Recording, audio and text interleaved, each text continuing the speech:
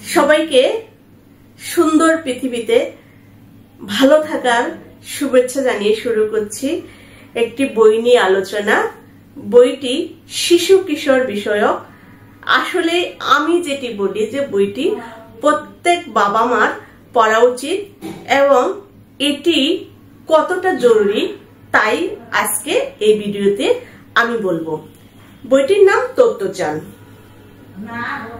তত্ত্বচান বইটি অনুবাদ করেছেন চৈতি রহমান। এটি লিখেছেন তেতসুকু।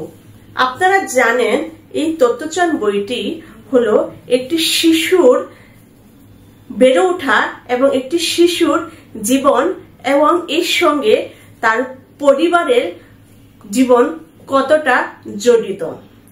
তত্ত্বচান একজন শিশু, ছোট্ট শিশু, যে শিশুটি শৈশব থেকে মানে শিশু অবস্থা থেকে তার ভেতরে হাজার রকমের প্রশ্ন জাগে, হাজার রকমের জিজ্ঞাসা জাগে, যে জিজ্ঞাসাগুলোর মধ্যে রয়েছে শিক্ষণীয় চিন্তা, শিক্ষণীয় মনোভাব। সেই জিজ্ঞাসা এবং প্রশ্নগুলোকে তার পরিবার, তার স্কুল কিভাবে দেখে এবং কতটা গুরুত্ব দেয় তাই আজকের আলোচনা বিষয়। আমরা জানি আমাদের প্রত্যেক শিশুই স্কুলে যায়, স্কুলের নানান পরিবেশের সঙ্গে তারা মিশে। সেই পরিবেশ কখনো তাদের অনুকূলে হয়, কখনো প্রতিকূলে হয়।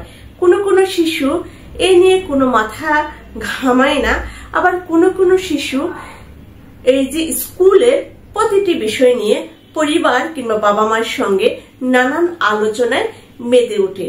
অনেক পরিবার বিষয়টিকে মানিয়ে নিতে বলেন যে এগুলো স্কুলে থাকে, অনেক পরিবার বিষয়টিকে খুবই সিরিয়াসলি দেখে, কারণ যদি কিছুটা পরিবর্তন করা যায়। দুটোই কিন্তু আমাদের সমাজে ঘটে থাকে। সেই যে সমাজের রূপ সেটি কিন্তু এই বইয়ে সুন্দর করে ফুটে উঠেছে। তত্ত্বচান স্কুলে পড়তো, প্রথমে স্কুলে যেত। সেই স্কুলটা একদমই তত্ত্বচানের পছন্দ ছিল না, কারণ স্কুলটা মাঠ ছিল না, স্কুলটাতে গাছ ছিল না, স্কুলটাতে টিচাররা তার প্রতি যত্নশীল ছিল না। এই যে কয়েকটা বিষয়, স্কুলে মাঠ নেই, স্কুলে গাছপালা নেই এবং যিনি পড়াতেন, যারা পড়াতেন তারা ততটা যত্নশীল নয়। যেহেতু ওই বয়সেই দায়িত্বশীল বিষয়টা তত্ত্বচানের মতো শিশুরা বুঝতে পারে না, কিন্তু তার প্রতি যে যত্ন, কেয়ার নেওয়া, এটা কিন্তু খুব অল্প বয়স থেকে শিশুরা বুঝতে পারে। দেখো, তত্ত্বচান স্কুলের এই বিষয়গুলো এসে তার মার সঙ্গে আলোচনা করে যে মা, স্কুলে মাঠ নেই কেন, স্কুলে সুন্দর গাছ নেই কেন।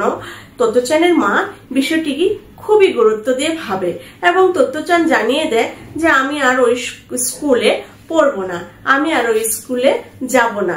বিষয়টি খুবই চিন্তার বিষয়। তখন তত্ত্বচান বিষয়টিকে জানায় এবং মা বিষয়টিকে খুব গুরুত্ব দিয়ে ভাবে। এরপর তত্ত্বচানকে মা বলে যে তুমি স্কুলে যাবে না, তাহলে তোমাকে আরো একটি স্কুলে নিয়ে যাব, নতুন স্কুলে নিয়ে যাব, যেখানে তুমি পড়বে, যেখানে মাঠ থাকবে, গাছ থাকবে, তোমাকে যত্ন নিবে। এই যে বিষয়গুলো, মানে এটার অর্থ হলো সেই শিশুটিকে কিন্তু তার মা কিংবা তার পরিবার গুরুত্ব দিল। এই গুরুত্ব দেওয়ার ফলে যেটি ঘটলো, তত্ত্বচান কিন্তু অনেক বেশি খুশি হলো এবং তত্ত্বচানের ভেতরে একটা ইতিবাচক প্রভাব তৈরি হলো। এরপরে মা কিন্তু তাকে ঠিকই অন্য একটি স্কুলে নিয়ে গেল। শুধু বলেছে এরকম নয়, সেটি বাস্তবায়নও করেছে। আমি যেমন আমার ভাতিজি সহজে স্কুলে পড়তো, সেখানে স্কুলটা কোনো কারণে তার ভালো লাগছিল না। এই বছর 2025 সালে তাকে আমরা নতুন স্কুলে দিয়েছি। এখন এটা হলো বিষয় যে বাচ্চাকে গুরুত্ব দেওয়া, প্রায়োরিটি দেওয়া। আপনার সহজে সেই স্কুলটি কেন ভালো লাগেনি ও কিন্তু সেটি জানিয়েছে, কারণ সেখানকার যে টিচার তারা ওকে একটু ঘাড়ো নাকি ঘুরতে দিত না, খেলতে দিত না। কারণ একটা ছোট্ট বয়সী বাচ্চা, ও তো খেলবে, ওর পড়াটাই তো খেলা, তাই না? এখন সেটিকে তো আপনার টিচার যারা তাদের বুঝতে হবে, না বুঝতে পারলে তো সেটির ব্যর্থতার দায়ও নিতে হবে আমাদের শিক্ষা ব্যবস্থার। যাই হোক, তত্ত্বচানকে যখন নতুন স্কুলে নিয়ে গেল, সেখানকার ম্যাডাম প্রথমেই ওকে যখন প্রায়োরিটি দিল, গুরুত্ব দিল, তারপরে গাছ দেখালো, মাঠ দেখালো, ওকে খেলতে দিল এবং ক্লাসে ওকে সুন্দর করে পড়ালো, ও কিন্তু প্রতিদিন স্কুলে যেতে চাইলো এবং প্রতিদিনই নির্দিষ্ট সময় স্কুলে যাওয়ার জন্য রেডি হয়, সেখানে যায়, বন্ধুদের সঙ্গে মিশে। সেখানে আরো যে বিষয়টা ছিল সেটি হলো যে আপনার টিফিন পিরিয়ডে সেখানকার টিচাররা, শিক্ষকরা এরকম ঠিক করে দিয়েছিলেন যে এই আনবে। কারণ দেখা গেল একজন টিফিন খাচ্ছে, একজন খাচ্ছে অনেক বড় বড় খাবার, মাংস এরকম কিছু দিয়ে, আর একজন শাকসবজি খাচ্ছে। তখন একটা এই যে চিন্তার জায়গা, তোমার কি মাংস নেই তোমার বাসায়, এরকম চিন্তার জায়গা কিন্তু স্কুলে করে দেয়নি। কিংবা তাদের ড্রেস, এই যে ছোটখাটো বিষয়গুলো, এগুলো কিন্তু স্কুলে থেকে করেছে। সুতরাং এই বিষয়গুলো থেকে আমরা যে শিখতে পারলাম যে তত্ত্বচান প্রথমে কিন্তু স্কুলে যেতে চায়নি, তারপরে কিন্তু সে নিয়মিত স্কুলে গিয়েছে এবং তার পরিবার সেটিকে প্রায়োরিটি দিয়েছে এবং সে একটা নতুন শিক্ষার পরিবেশ পেয়েছে যেখানে তাকে প্রায়োরিটি দেওয়া হচ্ছে। তার এবং বাচ্চাদের যে মনস্তাত্ত্বিক বিকাশে যাতে কোনো ধরনের নেতিবাচক প্রভাব না পড়ে, বাচ্চারা যাতে একে অপরের প্রতি সহানুভূতিশীল হয়, একে অপরের প্রতি অনেক বেশি ভালোবাসার বন্ধনে আবদ্ধ হয়, সেটি কিন্তু ওই শিক্ষা ব্যবস্থা তৈরি করেছে এবং বাচ্চারাও সেটিকে খুব সুন্দরভাবে গ্রহণ করেছে। তাহলে এই যে বিষয়টা, এটা যদি আমি প্যারেন্টিং কেন পড়তে হবে, এখন আমি না পড়ি, আমি যদি আমার বাচ্চাকে শেখাই ওকে এটুকু দিবে না, তুমি প্রতিদিন মাংস নিয়ে যাবে, আরেকজন কি আলো সেটি তোমার দেখার বিষয় না, কিন্তু তাহলে কি শিখবে? ও কিন্তু ওই বিষয়টা শিখবে যে আমি মাংস খাবো, ও যা খুশি তা খাক। কিন্তু আপনার যে স্কুল থেকেও বলা হয় যে না, এটি হতে দেওয়া যাবে না, ও খাবে তুমিও খাবে, ও এরকম ড্রেস পরবে তুমিও পরবে, মানে এই যে একটা সামঞ্জস্য তৈরি করা, সেটি কিন্তু আমাদের শিক্ষা ব্যবস্থায় তেমন তৈরি হয়নি। আমি একটি উদাহরণ দিয়ে বলছি। আমাদের গ্রামের একটি মেয়ে, ও ক্লাস 6-এ, আমাদের স্কুল একটু মানে গার্লস, বয়েজ এবং কলেজিয়েট এরকম শ্রেণী বিভাগ আছে। কলেজিয়েট স্কুলগুলোতে একটু চাকরিজীবী এবং একটু ধনী কৃষক পরিবারের ছেলেমেয়েরা পড়ে।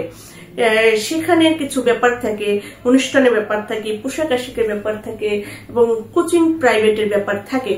আমাদের একটা মেয়েকে ওর পরিবার সেখানে ভালো পড়াশোনার জন্য ভর্তি করে দেয়, কিন্তু সেই পরিবেশ, সেখানকার পরিবেশের সঙ্গে কিন্তু ও মানিয়ে নিতে পারে না। ও যখন টিফিনে খেতে পারে না 10 টাকায়, তখন অন্যরা কিন্তু ওকে ট্রিট করে, খারাপ ভাবে দেখে, তখন কিন্তু ও কান্না করে।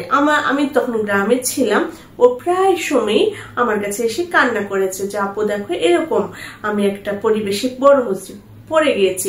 ক্লাস 6-এর একটা বাচ্চা, ও কতটুকুই আর বুঝে, কিন্তু ওর ভেতরে কিন্তু খারাপ একটা প্রভাব এই সমাজ শিক্ষা ফেলে দিয়েছে। কিন্তু পরিবার চেয়েছে ভালো একটা, ওই ভালো স্কুলে পড়লে ভালো রেজাল্ট করবে, ভালো ফলাফল পাবে, এই যে বিষয়গুলো, তাহলে কিন্তু উভয় পক্ষরে আমাদের ত্রুটি রয়ে গেল। সেই যে ত্রুটিগুলো, সেই যে ছোট ছোট ত্রুটিগুলো একসময় অনেক বড় হয়, অনেক হিংসাত্মক মনোভাব তৈরি করে। সেই হিংসাত্মক মনোভাব পরিবেশ তৈরি না করার জন্য এরকম একটি বই, যে বইটি আপনারা প্রত্যেক পরিবারের, প্রত্যেক বাবা মার কাছে একেবারে অবশ্য পাঠ্য বই হিসেবে থাকা উচিত। আপনারা এই বইটি আমার ভিডিওর মধ্য দিয়ে কিছুটা জানতে পারলেন যে প্যারেন্টিং এবং পরিবেশ, বাচ্চার বেড়ে ওঠা এবং বাচ্চার চাওয়া, স্কুল, পরিবেশ, এগুলো নিয়েই বইটি। কিন্তু এটি তো আপনার পূর্ণাঙ্গ নয়। এই পূর্ণাঙ্গ জানতে হলে কিন্তু আপনার স্কুল এই তত্ত্বচান বইয়ের এই পড়তে হবে। তার স্কুলের প্রথম দিন থেকে শুরু করে তার বেড়ে ওঠার শেষ পর্যন্ত, মানে আপনার এটা শুধু তত্ত্বচান না, আমার বেড়ে ওঠার শুরু থেকে শেষ পর্যন্ত আমি কতটুকু কিভাবে বেড়ে উঠছি সবকিছু কিন্তু আপনি এই এক মলাটবদ্ধ বইয়ে পেয়ে যাচ্ছেন। এই তত্ত্বচান বইটি আপনি বাংলাদেশের 2 প্রকাশনীতে পেয়ে যাবেন। এই বইটি নিয়ে আমার কিন্তু আরো ভিডিও রয়েছে। আশা করি আপনারা এই ধরনের ভিডিওগুলোতে সাপোর্ট করবেন, পাশে থাকবেন, লাইক কমেন্ট অবশ্যই করবেন। সবাইকে আবারও ভালোবাসা।